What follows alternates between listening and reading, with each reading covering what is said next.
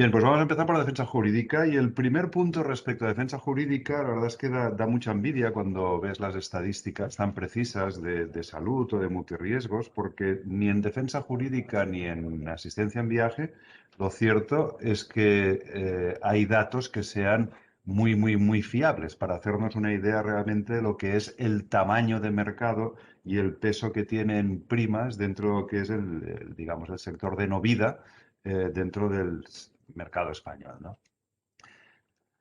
Mira, como puntos de referencia, yo creo que todos estamos familiarizados con las estadísticas de ICEA.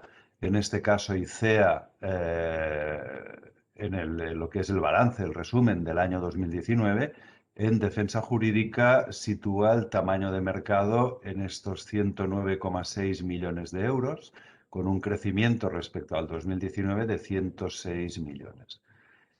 Lo que ocurre es que estos 109 millones de euros en realidad se está refiriendo exclusivamente a las pólizas de defensa jurídica vendidas individualmente y que las compañías reportan de una manera u otra. Cuando digo de una manera u otra, pues ahora veréis el motivo. Si nos vamos al ranking por compañías en seguro directo, también la fuente es ICEA, pues tendríamos que en seguro directo, en estos 109 millones de euros, pues los cuatro primeros actores, ARAC, Legalitas, Group, este es Assurance de Crédit Mutuel, lo que era el antiguo RAC, y DAS, pues prácticamente copamos un 80% de cuota de mercado. Dejadme decir por la parte que me toca que ya me gustaría que ARAC tuviera un 54% de cuota de mercado, pero no es exactamente así. Mirad, si seguimos buscando fuentes para hacernos una idea del tamaño de mercado realmente, y nos vamos a la cuenta técnica de la Dirección General de Seguros y Fondos de Pensiones, tenemos datos solamente hasta el año 2019, el 2020 todavía no está publicado, pero respecto al año 2019, el tamaño, las primas reportadas por las compañías a la DGS es de 79 millones de euros versus ICEA, que daba 106 millones de euros, una diferencia bastante sustancial en proporción, ¿no? Y si seguimos mirando datos de la Dirección General de Seguros y Fondos de Pensiones, aparecen unos datos muy interesantes que es por dónde se genera la mayor parte de volumen de negocio y de actividad en defensa jurídica. Todos conocéis que la defensa jurídica acompañado prácticamente de toda la vida y que está presente como una cobertura complementaria dentro de lo que es el seguro de automóvil, del seguro de hogar, seguro de comercio, comunidades, en todos los multirriesgos en general, ¿no?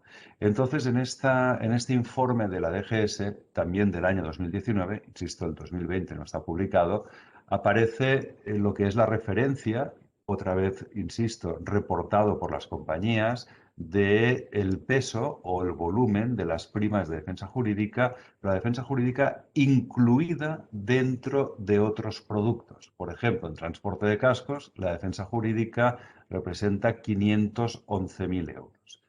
En automóviles, que es donde existe el peso más importante de actividad de la defensa jurídica, dentro de las pólizas de automóviles se reportan 440 millones de euros. Y en hogar, que es el segundo gran segmento, gran volumen de defensa jurídica, dentro de las pólizas de hogar se reportan estos 121 millones de euros. En comercios se está hablando de unos 15 millones, en comunidades 30 millones, en industriales 8 millones y en otros multirriesgos una cifra de 300 y pico mil euros. Bien, en conjunto, estas coberturas o estas primas que están incluidas dentro de los otros productos como otras coberturas, estaríamos hablando de que en conjunto en el 2019 representan estos 617 millones de euros. Total, entonces, para tener una idea de decir, bueno, pero cuando hablamos de defensa jurídica y yo, claro, pues cuando tengo que reportar a mis mayores en Alemania, es decir, el mercado español de defensa jurídica, claro, ellos vienen con el entusiasmo de que tenemos un 54% de cuota de mercado, y digo, pues miren, no, porque realmente el mercado no son 109, el mercado son del orden de entre 690 y 725 millones de euros aproximadamente, si tenemos en cuenta, pues como explicaba antes, las pólizas vendidas o reportadas individualmente, las standalone, y las primas o las coberturas de defensa jurídica incluidas dentro de otros productos. Por lo tanto, podemos hablar de que lo que es la actividad aseguradora de defensa jurídica en el mercado español serían estos alrededor de 700 millones de euros, que vendría a ser alrededor de un 2% de todo el mercado de no vida, que como sabéis está alrededor de estos 36.000 millones. Bien, hay un tema importante también aquí, y es el hecho de que, como todos sabéis, probablemente el producto, digamos, más cercano a la defensa jurídica, o que en estos momentos está teniendo más éxito, más crecimiento, es el seguro de protección del impago de alquileres. Aquí hay distintas opiniones, que decir, es un producto que propiamente es de defensa jurídica, es un producto que es más bien del ramo de pérdidas pecuniarias. Lo cierto es que el producto típico en el mercado asegurador, el que empezó, si yo no recuerdo mal, creo que el pionero prácticamente fue Mutua de Propietarios, o quizá DAS, no lo sé. En cualquier caso, tanto DAS como Mutua de Propietarios empezaron antes que, en este caso nosotros, que ARAC, a comercializar este producto.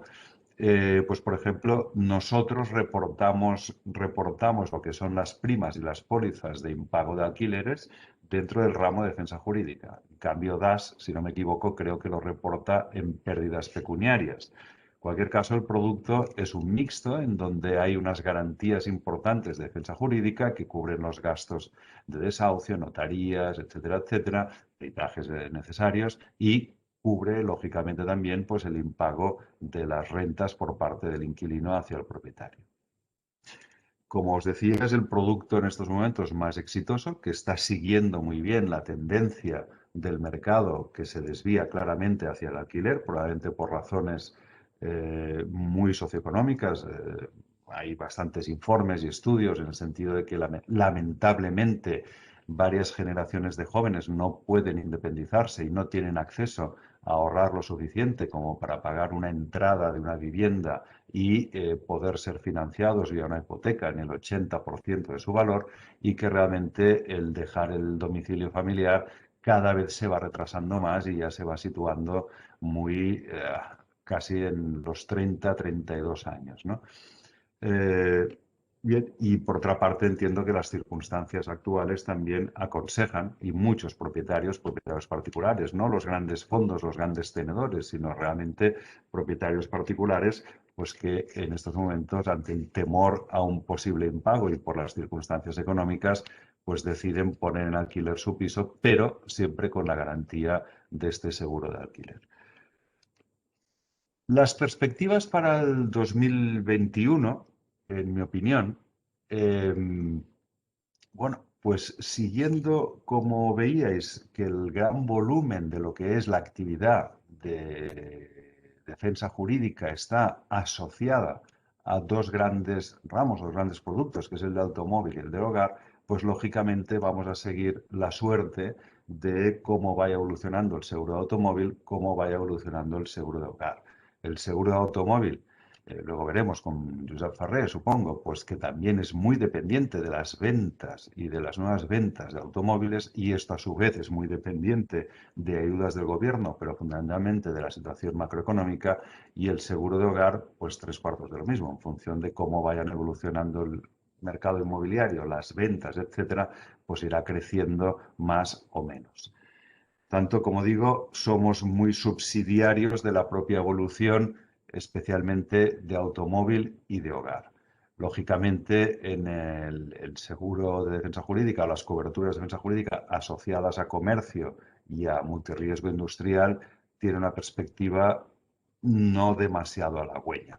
Cuando vamos leyendo pues, la situación por la que están pasando muchos autónomos, que fundamentalmente es la gran mayoría del tejido empresarial español y especialmente catalán, más del 80 y pico por ciento son pequeñas y medianas empresas, de las cuales además un porcentaje importante son autónomos con uno, dos o tres empleados como mucho, ¿no? Las perspectivas, como digo, en este sentido no son muy halagüeñas, ojalá fuera distinto, pero, insisto, como cobertura subsidiaria también de estos multirriesgos, ahí vamos a seguir la misma suerte, ¿no? Creo que, sinceramente, que en el 2021 va a haber un gran desarrollo de coberturas legales relacionadas con todo el tema de los ciberriesgos y relacionadas también pues, con la propia actividad en Internet por parte de familias, empresas y particulares, ¿no? Poco a poco vamos viendo cómo se van desarrollando y se van solicitando más este tipo de coberturas, por ejemplo, el testamento digital, por ejemplo, borrado de huella digital, por ejemplo, las denuncias en casos de un ciberataque, etcétera, etcétera, etcétera. Va a ser importante también el desarrollo del mercado de alquiler, pero aquí hay dos grandes amenazas para lo que es la rentabilidad del propio producto, de la propia gama, digamos, de seguros relacionados con el alquiler. En primer lugar, claro, el miedo tremendo es qué va a pasar cuando todos los programas de ERTE en un momento determinado tendrán que acabar. Si los ERTE se acaban convirtiendo en ERES, crece el desempleo a tasas importantes y eso comporta bueno, pues, una precariedad económica para las familias, si esto se va a convertir en un tsunami de desahucios. Y por otra parte, si también esta situación precaria económica, fruto de las circunstancias, si va a seguir, si la fortaleza de la contratación del seguro de alquiler, derivada, como digo, de la propia evolución del alquiler, pensad que en el año 2020 ha habido meses después del confinamiento en que el crecimiento de contratación de pólizas de alquiler ha llegado incluso al 30% en comparación con el 2019 y que en conjunto todo el año ha representado un crecimiento del orden de un 15%, ¿no? Un impacto que estamos también, pues, ojo a visor, podemos decir, y que seguramente nos va a afectar, y es una amenaza también, lógicamente, es todo lo que es la conflictividad laboral derivada de si las conversiones de ERTES en ERES llegan a suceder, ¿no? Muchas pólizas y muchas pólizas especiales de defensa jurídica, como es lógico, especialmente para empresas, cubren también lo que son los siniestros laborales. Y entonces aquí podría haber un impacto francamente importante. Otra tendencia que yo creo que se va a consolidar en la defensa jurídica va a ser el desarrollo de nichos. DAS, por ejemplo, está muy activa y ha presentado una gama de productos muy interesante para la Silver Age, para lo que antes se llamaba la tercera edad y que ahora ya no está, sino que creo que está muy bien considerada como la Silver Age. El desarrollo, cuando hablamos de Legal Tech en sí mismo es un mundo, ¿no? Por una parte está todo lo que es los procesos de digitalización, facilitación digital, digamos, de actividades de orden jurídico legal, como antes mencionaba, por ejemplo, el tema del testamento online o el hecho de conexiones con registros, etcétera, etcétera, registro de propiedad, registro mercantil y todo lo demás. Y, y- y por otra parte tenemos las Legal Tech desde el punto de vista de bufetes digitales, de bufetes que ofrecen sus servicios desde una forma estrictamente digital y que cada vez pues, van apareciendo más. Luego me referiré a esto también en un momento determinado. Y por último, lógicamente, pues va a ser también un año en que la digitalización de todos nuestros procedimientos como compañías especializadas en defensa jurídica se va a ir acelerando. Y ha tenido un gran empujón necesario en el año 2020 y en el 2021 vamos a seguir. Pero aquí hay un punto importantísimo y es que sería muy de desear, lo pongo en interrogante, pero casi puedo asegurar con certeza que en interrogante se va a quedar, que es que la administración judicial, la administración de justicia, sería muy deseable que realmente se tomara conciencia de que hay que invertir en ella y que debe también digitalizarse de una forma mucho más rápida y mucho más completa de como lo está hoy en día. El colapso que hay actualmente en los juzgados y que cuando se cerraron los juzgados también por el confinamiento no se ha recuperado este colapso. Hay un temor tremendo en los juzgados al hecho de que puedan tener un aluvión de concursos de acreedores y que esto pueda interferir en todo lo demás. Y a veces, desde las distintas administraciones, se olvida que la justicia y la administración de justicia y la percepción de rapidez por parte del ciudadano en sus temas judiciales es uno de los pilares de la convivencia. Y que yo creo que francamente un mal funcionamiento de la administración judicial por retrasos, por lentitudes, etcétera, afecta seriamente la confianza del ciudadano en el sistema en general. Por último, señalar respecto a la defensa jurídica los puntos críticos, en mi opinión, de la actividad jurídica aseguradora. Y quiero recalcar esto, actividad jurídica aseguradora, porque los servicios legales, lo que es la defensa jurídica o servicios legales, pueden ser vistos, lógicamente, post siniestro como una pura prestación de servicios o como la prevención de tener problemas legales y gastos de tipo legal, y para prevenir y estar cubierto de estas circunstancias, para eso se vende lo que se llaman pólizas, desde hace unos cuantos años, evidentemente, ¿no? Y aquí es donde hablaba del post-siniestro y la prestación de servicios, que van apareciendo cada vez más iniciativas, startups, legal techs, etcétera, que van ofreciendo justamente estos servicios. Sigue faltando en la sociedad española una madurez y una, digamos, concienciación de que merece la pena y es necesario el hecho de estar prevenido ante posibles problemas de orden legal.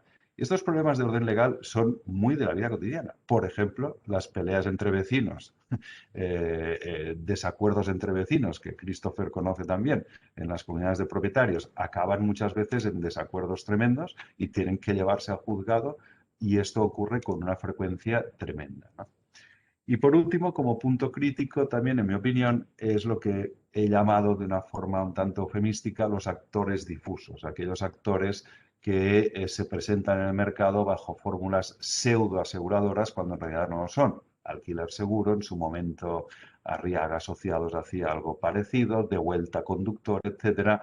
Y esto es algo que, bueno, la última reunión que tuve con la DGS, pues comenté el hecho de decir que no dejaba de ser sorprendente que en un marco regulatorio tan sumamente estricto y que tanto nos restringe a todos los actores, pues miraran con ojos, no sé si complacientes, pero en cualquier caso no muy inquisitivos, la actuación y sobre todo la comunicación, la publicidad de estos actores difusos.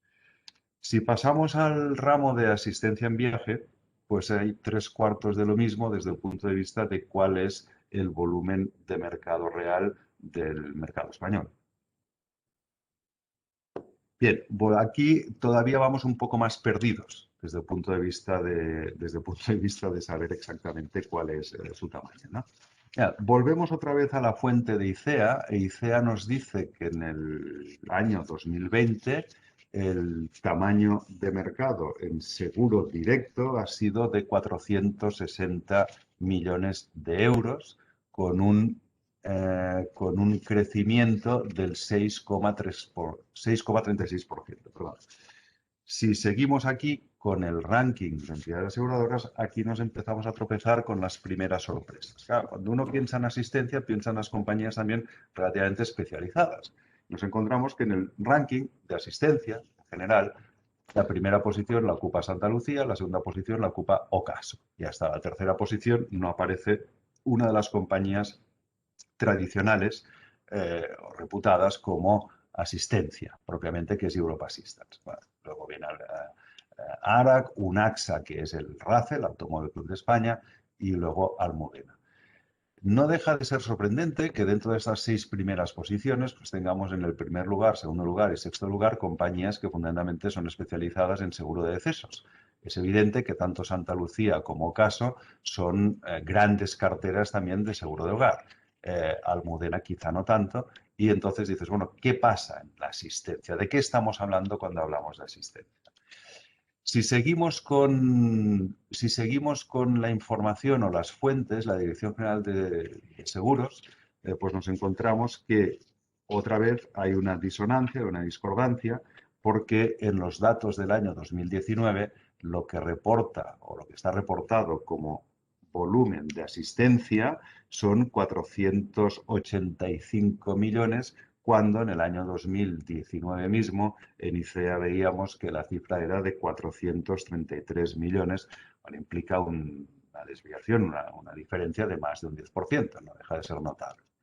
y que si volvemos a esa misma fuente de información, Dirección General de Seguros, como las coberturas complementarias o coberturas incluidas en otros productos como hogar, automóviles, etcétera, resulta que la única información que aparece es la asistencia incluida dentro de lo que es el seguro de automóvil. En automóviles otras garantías, encontramos con que asistencia pues, representa 832 millones de euros. Bien, con todo esto lo que podemos suponer, adivinar, es que el mercado de asistencia o la actividad de asistencia en el mercado español de no vida, pues está alrededor de los 1.300 millones de euros, 862 que están reportados aquí, 832, perdón, están reportados aquí dentro de lo que es la asistencia en el seguro de automóviles, que fundamentalmente es asistencia en carretera y asistencia a las personas, más esos otros 460 millones que veíamos de seguro directo o de pólizas individuales. En total, pues estaríamos hablando de alrededor de estos 1.300 millones de euros, que vendría a representar un 3,5% del mercado de no vida. Asistencia, como os decía antes, es un poco un cajón desastre, por lo menos en la forma en que se reporta a la Dirección General de Seguros y en la forma en que, digamos, simplificándolo o de una forma más esquemática, podemos conceptuarlo. Asistencia, cuando hablamos de asistencia, estamos hablando fundamentalmente de estas tres grandes actividades. Asistencia a hogar, asistencia en carretera, la grúa, para entendernos, que siempre va acompañado también de coberturas de asistencia personal, repatriación, continuación de viaje, etcétera, etcétera. Y luego el gran otro campo, que además ha tenido un gran crecimiento en estos últimos años, que es la asistencia a personas, pero relacionado también con el turismo, con las agencias de viaje y todas los seguros que suelen venderse conjuntamente con packs vacacionales o simplemente pues, con viajes, ¿no? No hay que olvidar tampoco que prácticamente todas las pólizas de salud, todas las pólizas de accidentes, pólizas de decesos, suelen incluir también coberturas de asistencia personal y que por lo tanto también es un campo a tener en cuenta, ¿no? ¿Qué ha ocurrido en el 2020 en el mundo de la asistencia? Bueno, creo que Christopher lo ha mencionado también. Ha habido un incremento importante de la siniestralidad en la asistencia a hogar y la repercusión que ha tenido luego, pues, por ejemplo, en defensa jurídica relacionada con hogar. Os doy un dato simplemente que tiene relación con, en este caso, la defensa jurídica, pero también, lógicamente, con la asistencia a hogar. Desconocemos el motivo, suponemos que es por el hecho de que la gente está mucho más en casa, que teletrabaja en un porcentaje también importante o que ha tenido más tiempo de atender su propio domicilio, no lo sé. Pero habitualmente nosotros por cada siniestro de defensa jurídica de una cartera de hogar solíamos recibir entre una llamada y una llamada y media por parte del asegurado.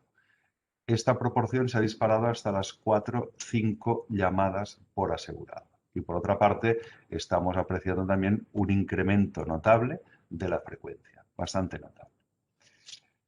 Por otro lado, en relación con la asistencia en carretera, pues lógicamente ha disminuido en el año 2020. Todo el periodo de tiempo en el cual pues, la movilidad estuvo completamente restringida y sigue restringida, ha influido en que lo que es la asistencia en carretera disminuyera el número de casos. Y por otra parte, como es lógico suponer, la asistencia en turismo prácticamente se ha muerto.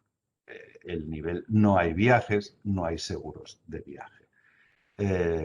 Estamos trabajando en el año 2020 prácticamente a un 10, 12, 13% de volumen de actividad en comparación con el año 2019.